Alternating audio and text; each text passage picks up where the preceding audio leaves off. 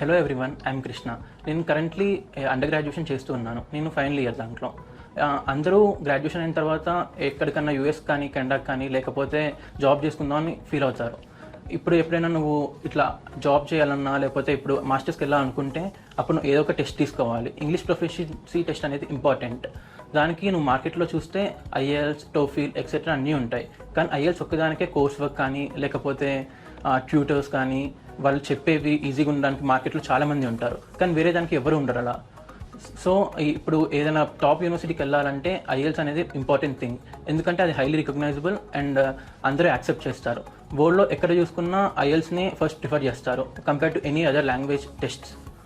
So ఇప్పుడు మనం యూఎస్కి వెళ్ళాలనుకుంటే ఐఎల్స్ అనేది ఇంపార్టెంట్, కాబట్టి you need to take IELTS exam. నేను ఫస్ట్ ఐఎల్స్ తీసుకుందాం అనుకున్నప్పుడు బయట రూమర్స్ ఎలా ఉన్నాయంటే అది చాలా టఫ్ ఎగ్జామ్, నువ్వు ఫస్ట్ అటెంప్ట్లో క్రాక్ చేయలేవు, ప్లస్ దాని ట్యూషన్ దాని టెస్ట్ ఫీ చాలా ఎక్కువ అని చాలామంది అన్నారు. కానీ నేను అవన్నీ వినకుండా నేను ట్యూటింగ్ తీసుకొని ప్లస్ అందరినీ కలిసి ఐఎల్స్ ఎగ్జామ్ బాగా ప్రిపేర్ అయ్యి ఎగ్జామ్ రాశాను.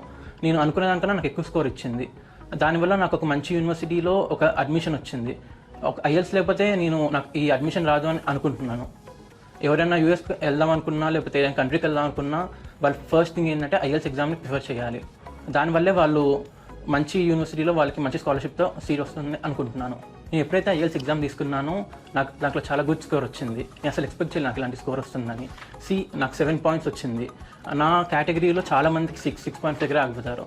ఇప్పుడు ఐఎల్స్ వాళ్ళ ట్యూటింగ్ అని వాళ్ళ కోర్స్ ఈజీ ఉండడం వల్ల ఎవరైనా మాస్టర్స్ ప్లాన్ చేద్దాం అనుకుంటున్నారా, ఫస్ట్ ఐఎల్స్ ఎగ్జామ్ రాయండి, దాని తర్వాత వేరేది ఆలోచించండి.